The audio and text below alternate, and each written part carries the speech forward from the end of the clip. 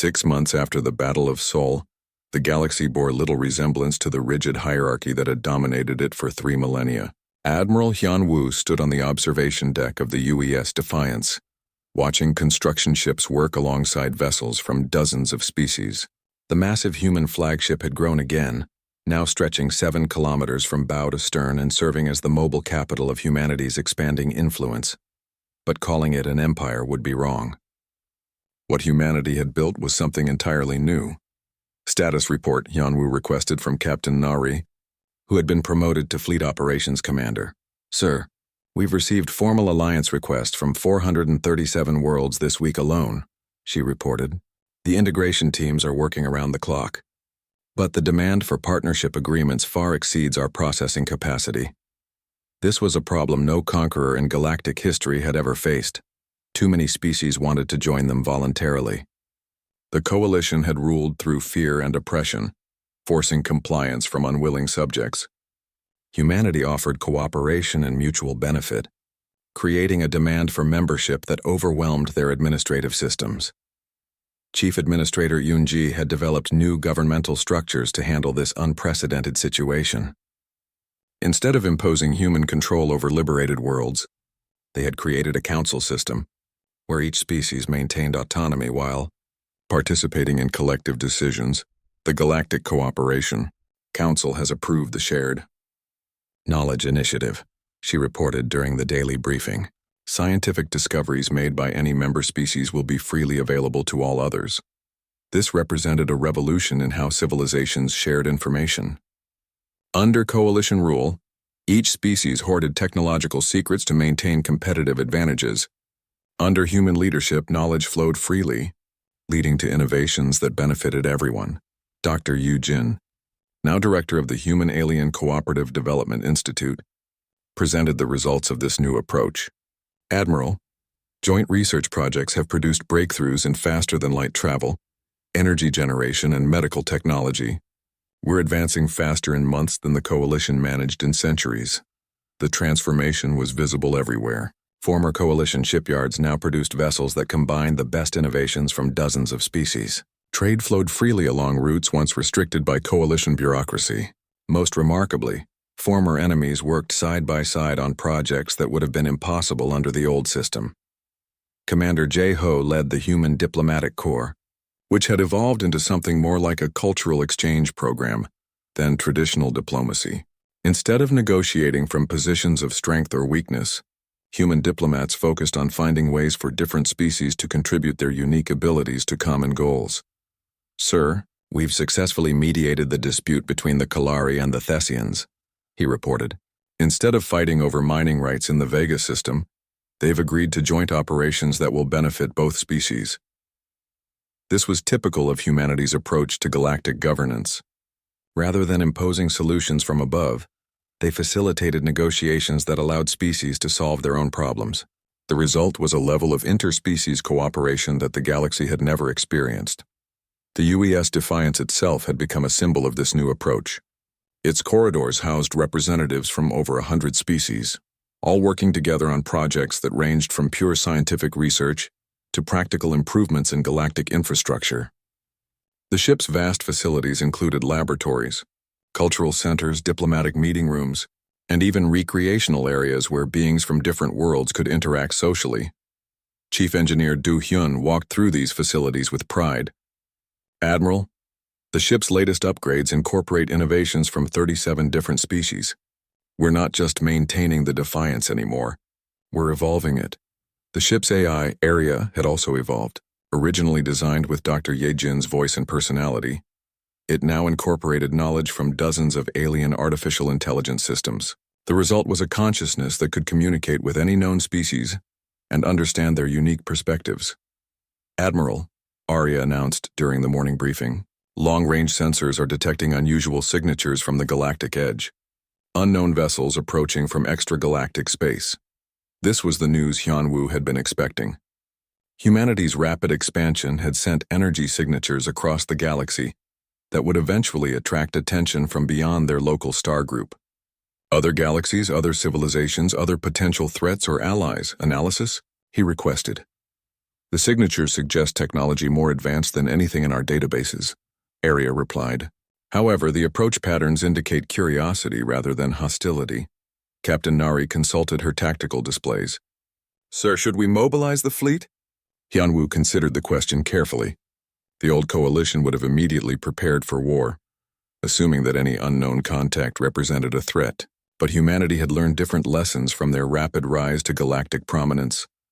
No, he decided. We prepare for contact, not conflict. If these visitors are hostile, we'll defend ourselves. If they're curious, we'll welcome them. This decision reflected the fundamental change in how galactic civilization approached the unknown. Instead of fearing what they didn't understand, the new alliance embraced opportunities for growth and learning. Commander Mi Young, now leading the integrated defense forces, presented their readiness assessment. Sir, our defenses are stronger than ever, but they're designed for protection, not conquest. We can defend any member world against any conceivable threat, but our primary strength remains our unity. The human military philosophy had evolved far beyond simple warfare. Their forces included warriors from dozens of species, each contributing unique capabilities to a defensive strategy that prioritized protection over aggression. They had proven capable of defeating any enemy, but their greater achievement was making former enemies into allies. As the unknown vessels approached, something remarkable happened throughout human space. Instead of panic or preparation for war, species began volunteering resources and personnel for first contact procedures. The galaxy had learned to see the unknown as an opportunity rather than a threat. Dr. Seok-jin, now head of xenobiological research, prepared contact protocols based on humanity's successful integration of hundreds of species. Admiral, we're ready for any form of life these visitors might represent. Our experience with diverse alien psychologies gives us tools the old coalition never had. When the extragalactic vessels finally arrived, they found something unprecedented. An entire galaxy united in peaceful cooperation. The visitors were indeed advanced, representing a confederation of species from the Andromeda Galaxy, who had been monitoring human expansion with growing interest. Your civilization is unique, their leader communicated through translation systems that human scientists had developed. Most species that achieve dominance do so through conquest. You achieved it through cooperation. Admiral Hyunwoo welcomed the visitors aboard the UES Defiance, showing them facilities where former enemies worked together on projects that benefited everyone. The ship's diversity and productive harmony impressed beings who had traveled between galaxies. This is what we built, Hyunwoo explained. Not an empire based on fear, but an alliance based on mutual benefit. Every species contributes according to their abilities and receives according to their needs. The visitors spent months studying human society and its effects on galactic civilization. They found something that challenged their own assumptions about how advanced civilizations should develop. The humans had proven that cooperation was not only more ethical than conquest, but more effective. We came expecting to find another aggressive expansion, the Andromedan leader admitted. Instead, we found a model for how different species can work together without losing their individual identities. This led to humanity's greatest achievement, the first intergalactic alliance in known history.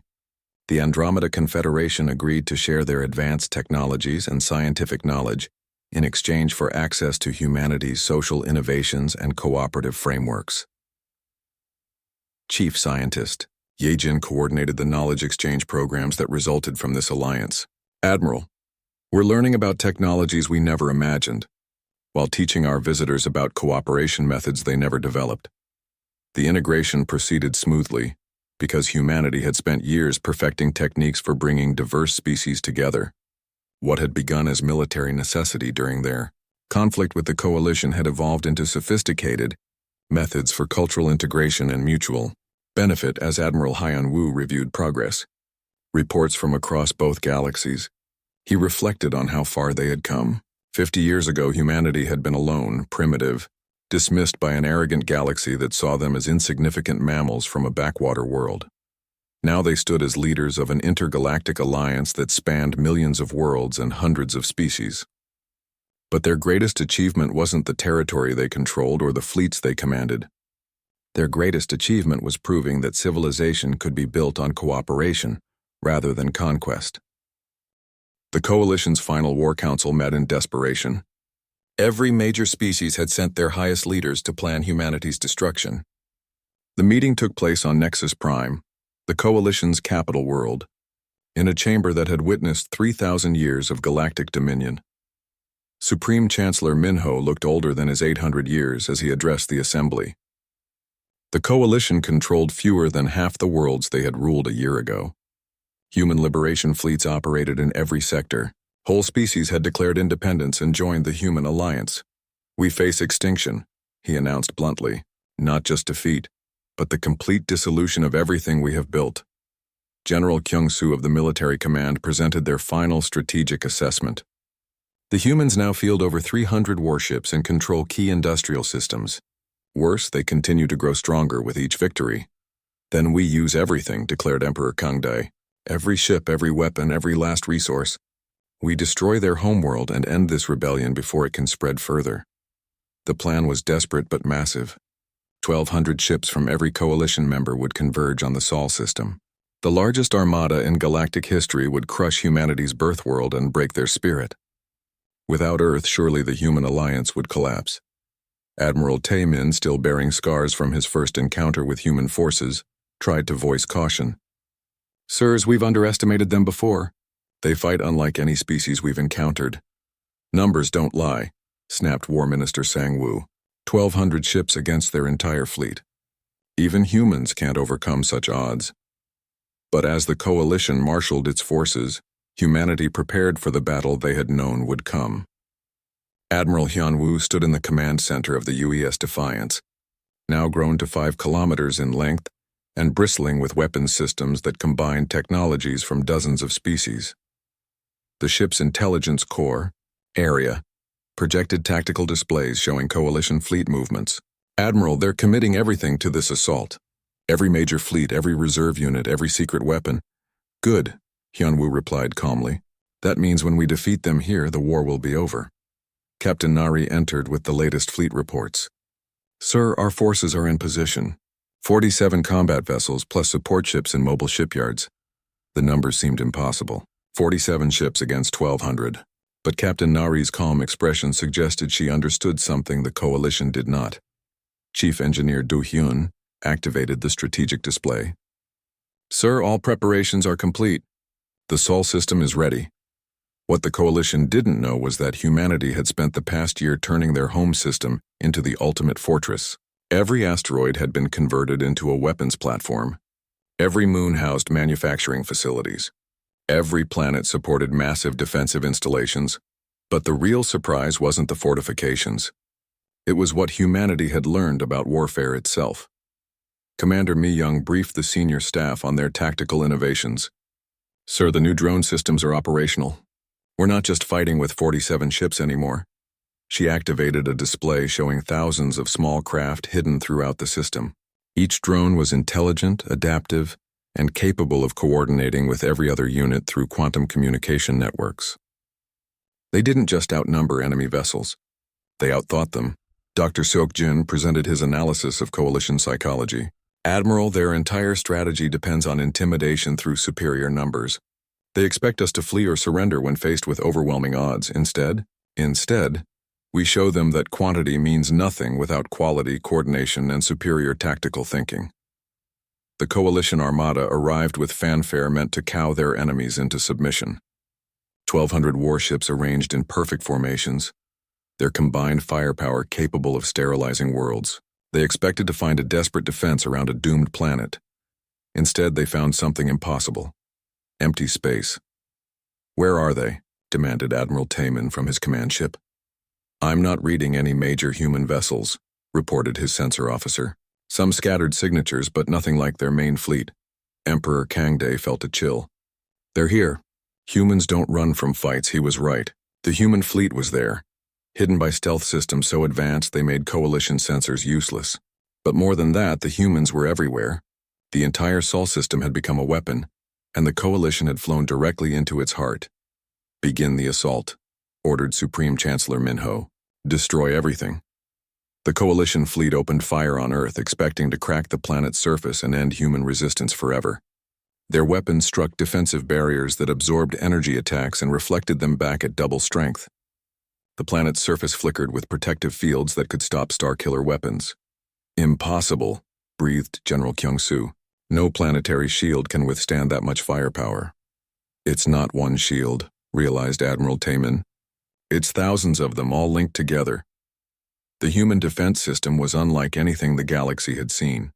Instead of building one massive shield around Earth, they had created millions of smaller barriers that worked together. Each unit was small enough to be mobile, strong enough to deflect heavy weapons, and smart enough to coordinate with every other unit. But defense was only the beginning. As coalition forces pressed their attack, space around them erupted with human vessels dropping stealth systems and rising from hidden positions. Not just the 47 warships, but hundreds of support craft, thousands of drones, and weapon platforms built into every piece of debris in the system.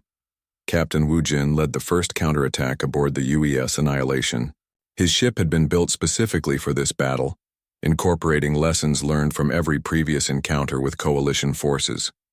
It moved through enemy formations like a shark through schools of fish. All units execute Protocol 7, commanded Admiral Hyan-woo. Protocol 7 was humanity's ultimate tactical innovation. Instead of fighting as individual ships, the entire human fleet operated as a single organism. Drones swarmed enemy vessels while larger ships provided covering fire. Support craft launched boarding parties while repair vessels kept damaged units fighting. Most importantly, every human unit learned from every encounter and shared that knowledge instantly with the entire fleet. The coalition faced an enemy that grew more effective with each passing moment of battle. Engineer Kyung-min sacrificed herself to overload a coalition dreadnought's reactor, but her death provided data that allowed dozens of other human ships to replicate her success. Captain So-young rammed her destroyer through enemy formations, but the tactical information her final action provided saved hundreds of other vessels. The battle raged for 18 hours, but the outcome was never in doubt. The coalition had brought overwhelming firepower, but humanity brought overwhelming intelligence. They didn't just fight harder, they fought smarter. As coalition ships fell or fled, something unprecedented happened. The human fleet began capturing and converting enemy vessels faster than they were destroying them. Coalition ships were being turned against their former allies within minutes of their capture. They're not just defeating us, reported Admiral Taemin. They're absorbing us. Emperor Kang Dae watched his Grand Armada dissolve before his eyes. Ships were being captured, crews were surrendering, and some coalition units were actually switching sides voluntarily. The humans offered immediate amnesty and equal partnership to anyone who laid down weapons. The coalition's secret weapon, a reality-warping device capable of destroying entire star systems, was their final desperate gambit. If they couldn't defeat humanity conventionally, they would erase the Sol system from existence. "Fire the Voidmaker," ordered Supreme Chancellor Minho. The weapon discharged with energy that tore holes in space itself. Reality warped and twisted as the device attempted to delete the Sol system from the universe. For a moment it seemed the coalition had found a way to win. Then humanity revealed their final surprise. "Countermeasures active," reported Chief Scientist Ye Jin from deep within the Defiance. "Reality anchors are holding steady." The humans had somehow developed technology that could stabilize space itself. Their defensive systems didn't just stop energy weapons, they prevented reality from being altered. The Voidmaker's effects were contained, neutralized, and eventually reversed. "How?" whispered Emperor Kang Dae as his ultimate weapon failed. Admiral Hyun-woo's voice carried across space with calm authority. "We learned from every weapon you used against us, including the ones you thought were secret." The truth was staggering. Humanity had not only anticipated the coalition's final gambit, but had developed countermeasures based on technologies stolen or traded from dozens of species. They had turned the galaxy's combined knowledge against its former rulers. When the battle ended, the coalition fleet was gone. Not destroyed but transformed. Hundreds of ships now flew under human command, their crews choosing partnership over destruction. The few vessels that escaped carried news that would end the coalition forever. The Battle of Sol proved that humanity represented something entirely new in galactic history. They didn't just defeat their enemies, they converted them into allies. They didn't just win battles, they won hearts and minds. The Coalition's Emergency Council met in the greatest chamber ever built. Representatives from 1,000 worlds gathered to discuss the impossible. Humanity had defeated their finest warriors and was expanding beyond their home system. The primitive mammals from Earth had become a threat to the established order of the galaxy. Chancellor Wook Jin of the Thessian Collective stood before the assembled delegates.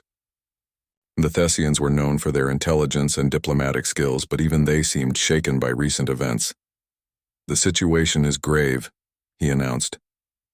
"Human forces have liberated 17 worlds in the past month. Their fleet now numbers over 90 vessels, most of them captured coalition ships." Angry voices erupted from the chamber. Species that had ruled for millennia found themselves facing an enemy they couldn't understand. Humans didn't fight like other races. They didn't conquer territory for resources or glory. They liberated worlds and invited their former enemies to join them. "How is this possible?" demanded Senator Bong Su of the Kalari Union. "We have ruled these sectors for 3,000 years. "The humans offer something we never did," replied Intelligence Director Su Jin. "They offer true partnership. Species who join them become equals, not servants." The chamber fell silent. This was the heart of the problem. The Coalition had built its empire on the idea that some species were naturally superior to others. The strong ruled, the weak served, and everyone knew their place. Humanity was proving that this system was not only wrong, but weaker than the alternative. Admiral Haiyan Wu, now commanding the largest human fleet ever assembled, received reports from across the galaxy. His forces had grown beyond anything the Coalition thought possible. But the real victory wasn't in numbers. It was in the transformation of how species related to each other. Captain Nari brought him the daily intelligence briefing aboard the UES Defiance. The massive ship had grown again, now stretching 4 kilometers from bow to stern.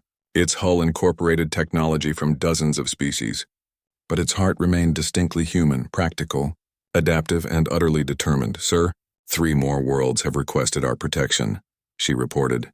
"The Helix system, the Vorthon colonies, and the mining worlds of Sector 9. What's the Coalition's response?" "They're mobilizing everything they have. Intelligence suggests they're preparing for a final assault on our forward bases." Hyunwoo studied the tactical displays.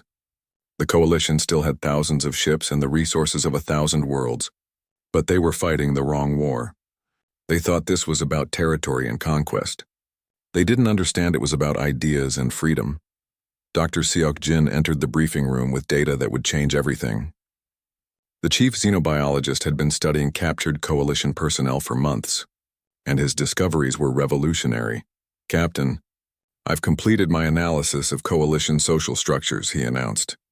"What we're seeing isn't just military resistance. It's systematic failure of their entire civilization." "Explain," Haiyan-Wu ordered. "The Coalition breeds its citizens for specific roles. Warriors fight, workers labor, thinkers plan, but they never share knowledge between castes. Each species knows only what they need for their assigned function." This was crucial intelligence. It explained why Coalition forces fought with such rigid tactics. Their warriors weren't trained to think strategically. Their planners didn't understand combat. Their workers had no voice in decisions that affected their lives. "Humans do things differently," Dr. Seok-Jin continued. "We share knowledge freely.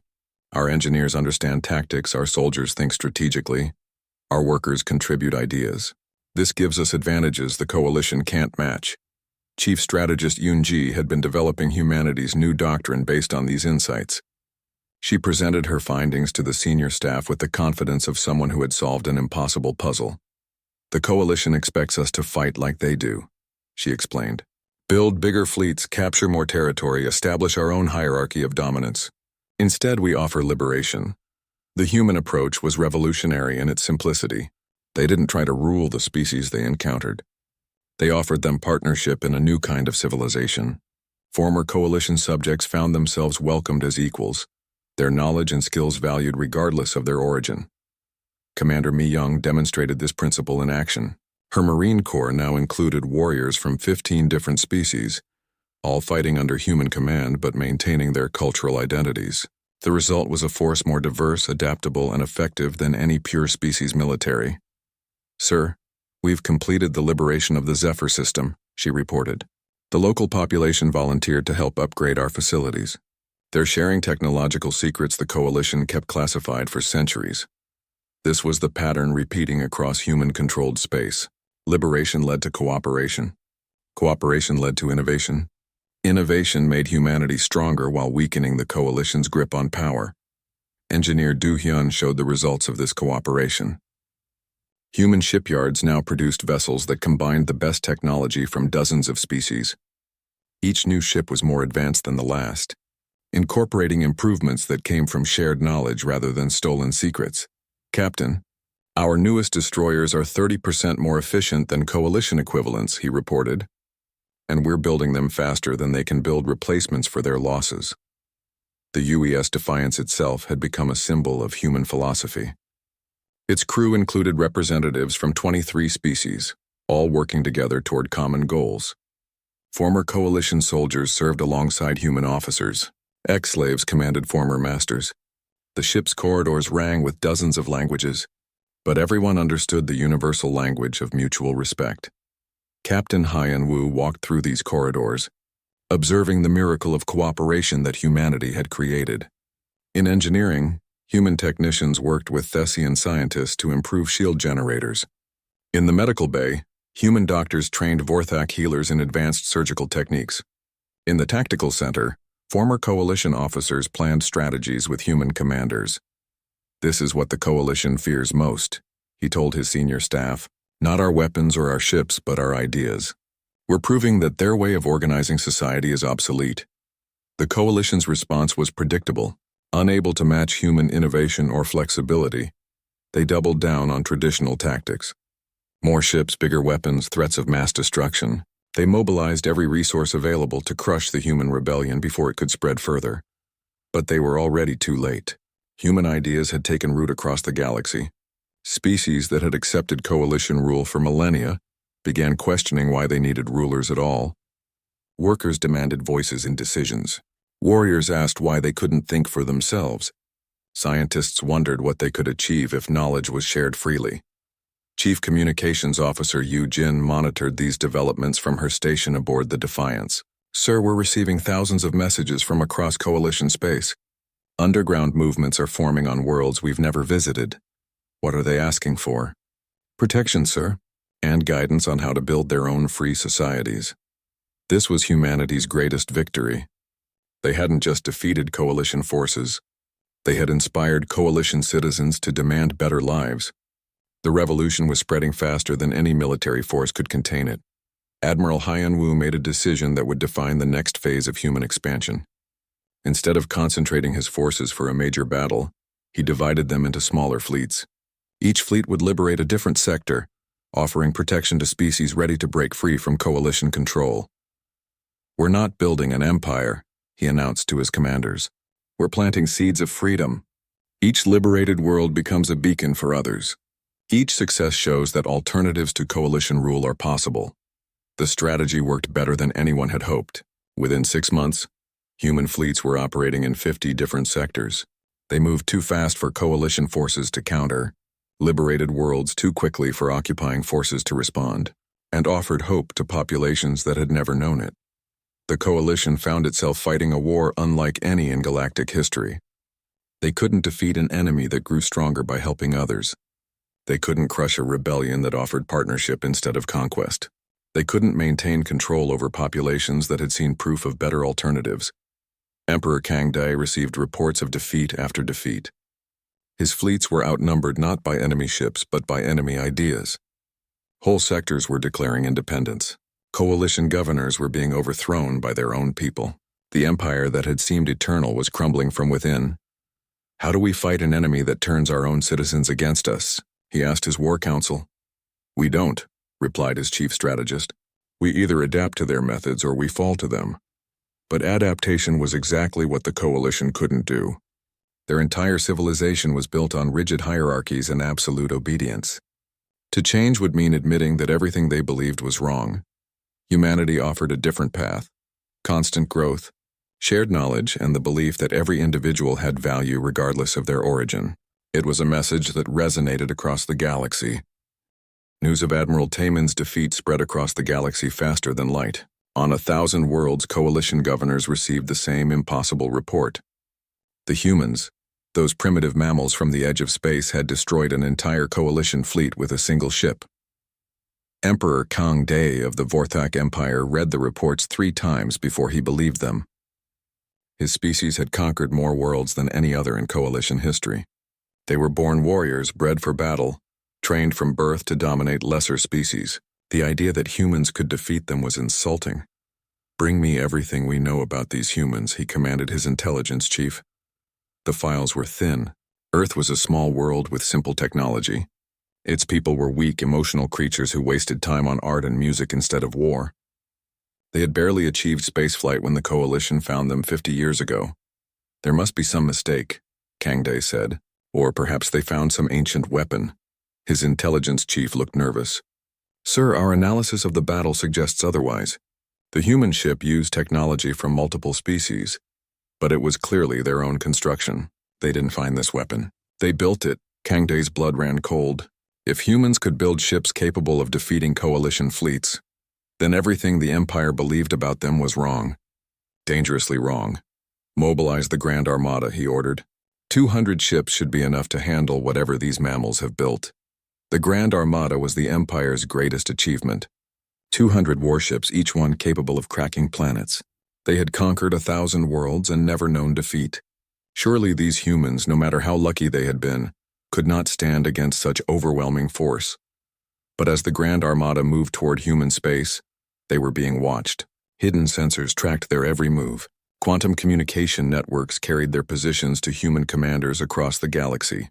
Most importantly, the humans were learning. Captain Hyan-Woo stood on the bridge of the UES Defiance, studying tactical displays that showed the approaching Vorthak fleet. The human ship had grown since its first battle. Captured coalition technology had been integrated into its systems. Its crew now included volunteers from a dozen species. Its weapons had been upgraded with salvaged Vorthak armor-piercing systems. "Sir," called Navigator So Young from her station, "I'm reading 200 contacts on long-range sensors. They're moving in standard Vorthak formation." Hyan-Woo nodded. "They're fighting the last war, not this one. Signal the fleet. It's time to show them what we've learned." The human fleet that answered his call would have shocked the coalition leaders. 37 vessels now flew under human command. Some were newly built in hidden shipyards. Others were captured. Coalition ships rebuilt with human improvements. All of them were crewed by species who had chosen freedom over oppression. Captain Nari commanded the UES Retribution, a sleek destroyer built from scratch in human yards. Her crew was entirely human, but her ship incorporated the best technology from 6 different alien races. She had spent months training for this moment. Captain Jin-Woo led the UES Vengeance, a former coalition cruiser that human engineers had completely rebuilt. His crew was mixed, humans working alongside former coalition soldiers who had seen the truth about their leaders. Together they had created something neither species could have achieved alone. But the most impressive sight was something new. As the Vorthak fleet approached, space around them began to shimmer and twist. Dozens of small objects appeared, moving with impossible speed and coordination. "What are those?" demanded Emperor Kang Day from his flagship. His sensor officer checked his displays twice before answering. "Sir, they appear to be drones. Thousands of them." The human drone swarms represented a completely new approach to warfare. While other species built bigger ships with more weapons, humans had learned to think differently. Why build one ship when you could build 1,000 smaller ones? Why risk crew members when machines could do the job? Each drone was no bigger than a fighter, but they moved with the coordination of a single mind. They shared information instantly through quantum links. They adapted to enemy tactics in real time. Most importantly, they learned from every encounter and shared that knowledge with the entire swarm. Commander Mi-young watched the battle unfold from her command post aboard the Defiance. She led the human Marine Corps, but today her job was different. Today she was coordinating something the Coalition had never seen, a fully integrated human war machine. "Drone swarms are in position," she reported to Captain Hyan-Woo. "Enemy fleet is holding formation.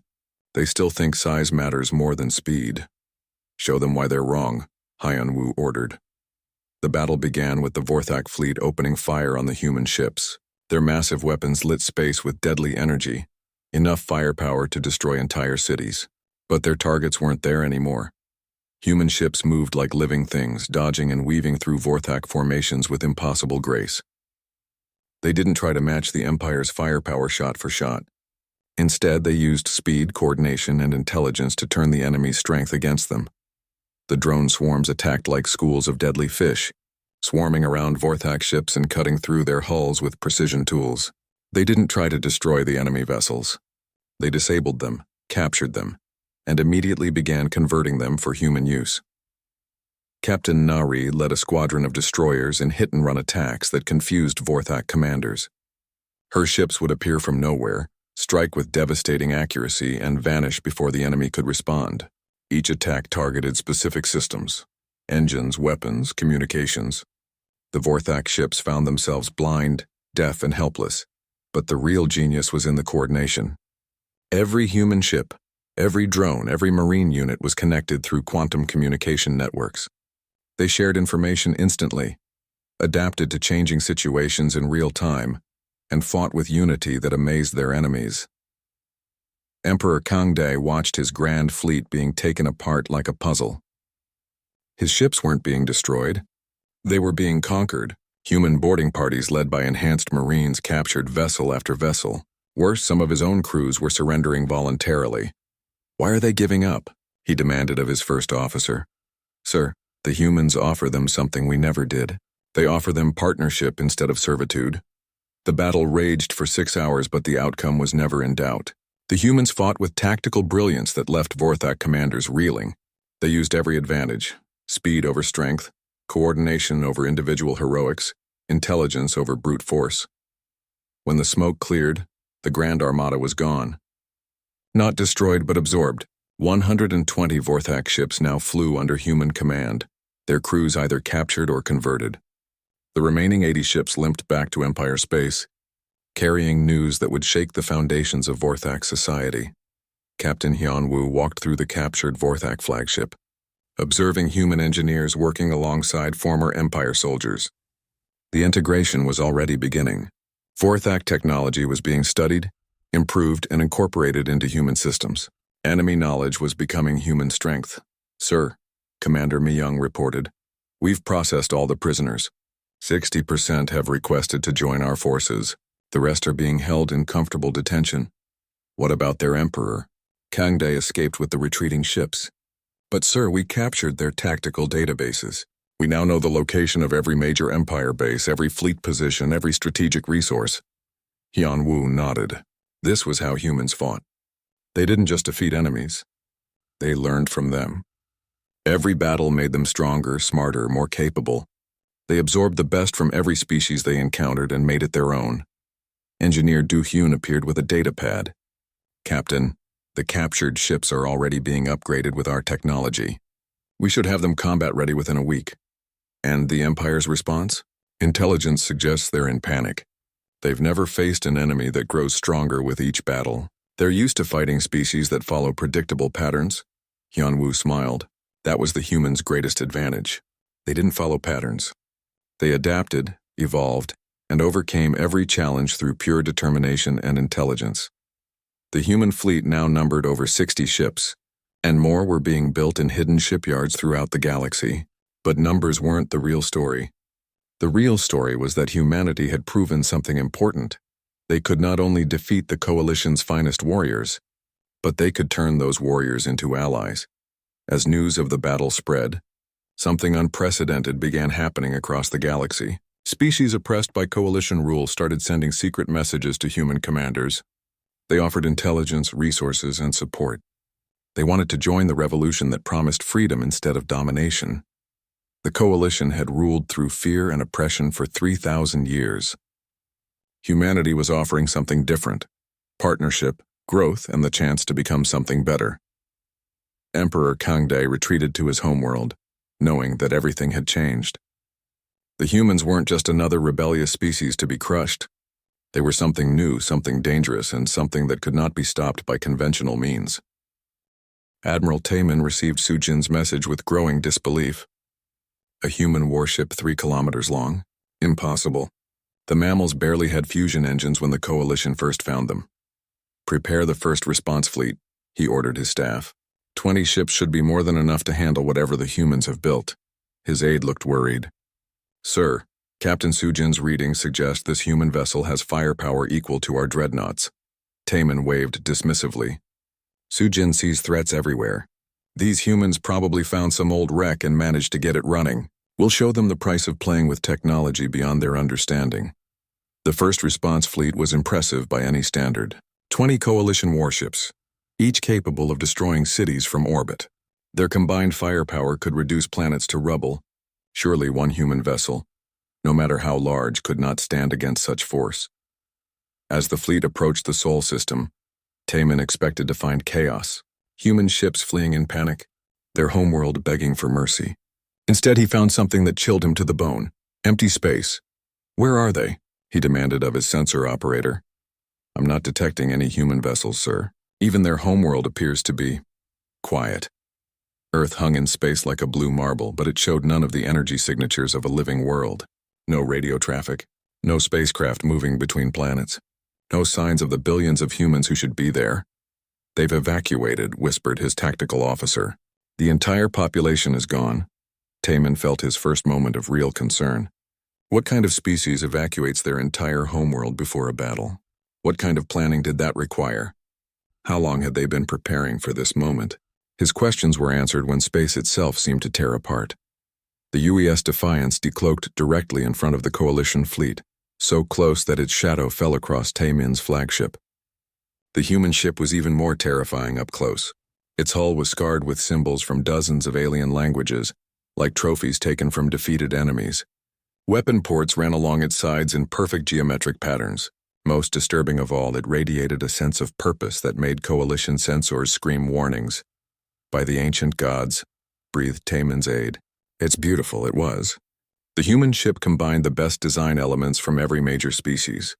Vorthek armor plating, Thessian energy conduits, Kalari shield generators. But somehow, impossibly, the humans had made it all work together in ways the original designers never intended. Captain Haiyan Wu's face appeared on every screen in the Coalition fleet. He looked calm, professional, and completely unafraid of the 20 warships pointed at his vessel. Coalition fleet. His voice carried across space with crystal clarity. You are trespassing in human space. You have 30 seconds to withdraw or face the consequences. Admiral Taemin found his voice.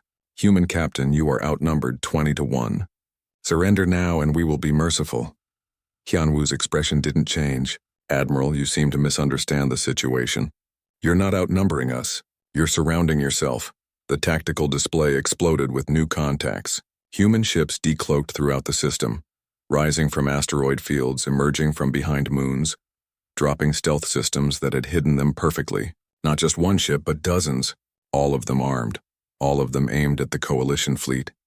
But Taemin was still confident. Numbers were numbers. All ships open fire. Destroy the human vessels. The battle lasted 4 minutes and 12 seconds. It wasn't a battle. It was a demonstration. The Coalition ships fired first, their weapons lighting space with deadly energy. The human ships responded with something unprecedented. They adapted. Every shot fired at the UES Defiance was absorbed by shields that shifted frequency to match incoming weapons. Return fire came back with double the power, using the Coalition's own energy against them. Human weapons cut through Coalition shields like they weren't there. The smaller human ships moved like living things, dodging and weaving through Coalition formations with impossible grace. Their weapons found weak points with surgical precision. Most shocking of all, they worked together with coordination that seemed almost telepathic. Commander Sang-ho led boarding parties that turned Coalition advantages into nightmares. His Marines appeared inside enemy ships like ghosts, their powered armor making them nearly invulnerable. They didn't just fight, they conquered, turning Coalition vessels against their own fleet. Taemin watched in horror as his ships were systematically dismantled, not destroyed but captured. Human technology reached out with mechanical tendrils, latching onto Coalition hulls and cutting through them with precision tools. Enemy vessels were being taken apart and rebuilt even as the battle continued. How is this possible? He demanded of his tactical officer. Sir, they're not just fighting us. They're learning from us. Every weapon we fire, every tactic we use, they analyze and counter in real time. The human ships didn't just have better technology. They had better strategy. While coalition forces fought as individuals, humans moved as a single organism. Their AI system shared information instantly across the entire fleet. When one ship learned something, they all learned it. Captain Hyan-Wu's voice came across the comm again. Admiral, your remaining ships have 30 seconds to power down weapons and surrender. This is your only warning. Taemin looked at his tactical display. 16 of his ships were gone. Not destroyed, but captured. Their crews being processed by human marines. The remaining 4 ships were surrounded by human vessels that could destroy them at will. This is impossible, he whispered. No single species can fight like this. We're not a single species anymore, Yan-Wu replied, somehow hearing his whisper across space. We're what your coalition could have been if it had chosen cooperation over conquest. The remaining coalition ships surrendered. They had no choice. Human vessels surrounded them, and their crews found themselves facing something they had never encountered. Humans who fought with cold, calculated efficiency, but showed mercy to those who yielded. Within hours, Admiral Taemin found himself sitting across a conference table from Captain Hyan-Wu aboard the UES Defiance. The human ship's interior was as impressive as its exterior. Clean corridors lined with advanced displays. Crew members from a dozen species working together seamlessly. Most disturbing of all, several coalition prisoners working alongside humans as if they belonged there. You're recruiting our people, Taemin accused. Hyan-Wu nodded. We offer them something the coalition never did. A choice. Join us willingly and you become our equal. Resist and you remain our prisoner. It's simple. The coalition will never accept this. We have thousands of ships. And we have something you don't, Hyan-Wu replied. We have a reason to fight that goes beyond conquest. Every species you've oppressed, every world you've enslaved, they're all watching what happens here. They're seeing that the coalition can be defeated. Taemin felt a chill. He had spent his career believing coalition power was unshakable. But this human captain spoke with the confidence of someone who had already won. What do you want? Taemin asked. Simple, Yan-Wu said. Go back to your leaders. Tell them what you saw here. Tell them that humanity is no longer hiding. We're done being ignored, dismissed, and underestimated. And if the coalition refuses to listen, Hyan-Wu's smile was cold as space. Then we'll teach them the same lesson we taught your fleet. The hard way. As Admiral Taemin was escorted to his ship, he saw something that would haunt his dreams. Human engineers working alongside coalition prisoners to repair and upgrade captured vessels. Species that had fought each other for millennia now cooperating under human leadership. The humans hadn't just won a battle. They had proven that their way of doing things was better than the coalition's. They turned enemies into allies, competition into cooperation, conquest into liberation. When Taemin's ship limped back to coalition space, it carried more than just news of defeat. It carried proof that the galaxy's balance of power had shifted forever. Behind him, the UES Defiance and its growing fleet began moving deeper into coalition territory. The age of human expansion had begun. For 50 years, the coalition had ignored humanity. Now humanity was going to make sure the coalition could never ignore anyone again. The lesson was simple. Underestimate humans at your own peril. They didn't just fight harder than other species. They fought smarter, and they never ever gave up. The stars looked peaceful from the bridge of the coalition flagship. Admiral Taemin watched the display screens showing thousands of worlds under his control. For 3,000 years, the Galactic Coalition had ruled the known universe. Every species bent the knee. Every world paid tribute. Every rebel was crushed. Taemin was proud of this order. The coalition brought peace through strength. The strong ruled and the weak served. It was natural law written across the cosmos. His aide approached with a datapad. Sir, we have new reports from the outer rim sectors. Taemin barely looked up. More pirates? No, sir. It's about the humans. That got his attention. Humans were a curiosity discovered 50 years ago on a small blue world called Earth. They had primitive technology, barely capable of spaceflight. The coalition had classified them as harmless and left them alone. There were millions of more important species to manage. What about them? Taemin asked. Our scouts found mining operations in the forbidden zones. Human ships, sir. But they're using technology we don't recognize. Taemin frowned. The forbidden zones were off limits because they contained the wreckage of ancient wars. Dangerous radioactive hulks and unstable gravity fields made them death traps. No sane species would risk mining there. Show me the reports. The aide activated the holographic display. Taemin saw grainy images of human vessels working in asteroid fields. The ships looked different from the crude shuttles Earth had shown them before. These were sleek, powerful, and covered in strange symbols. How many ships? He asked. Dozens, sir. Maybe hundreds. They disappear when our scouts get too close. Taemin felt a small worry in his chest. Send word to Captain Sujin. Have her investigate. Far across the galaxy, Captain Sujin received the message aboard her Vorthak destroyer. The Vorthak were the Coalition's military arm, a reptilian species bred for war. Sujin had conquered 12 worlds and never lost a battle. She laughed when she read the report. Humans, the little mammals from that backwater world? Her first officer nodded. The Admiral wants us to check their mining operations. A waste of time, Sujin hissed. But orders are orders. Set course for the Forbidden Zone. What Sujin didn't know was that she was being watched. Hidden in the shadow of a dead moon, human sensors tracked her ship's approach. The information traveled instantly through quantum channels to a massive construction site, deep in the Kuiper Belt. Chief Engineer Du Hyun stood before the greatest achievement in human history. The ship stretched 3 kilometers from bow to stern, its hull black as space itself. Weapon ports ran along its sides like the teeth of some ancient predator. This was the UES Defiance, and it represented 50 years of human determination. Status report, Do Hyun called to his team. All systems green, replied Engineer Hae Jin from her station. Weapon systems at full power. The new shields are holding steady, Do Hyun nodded. Every piece of technology on this ship had been stolen, traded for, or salvaged from alien wreckage.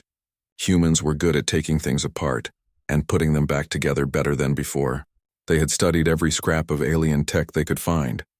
The ship's AI spoke with the voice of Dr. Ye Jin, the brilliant scientist who had designed its core systems.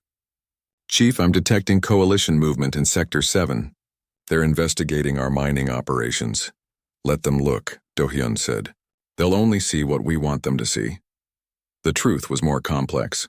For 50 years, humans had been preparing for this moment. While the coalition ignored them, human ships had spread across the galaxy in secret. They mined dead worlds, salvaged ancient battlefields, and learned from every alien technology they encountered. Humanity had advantages the coalition didn't understand. They adapted faster than any other species. They learned from their mistakes.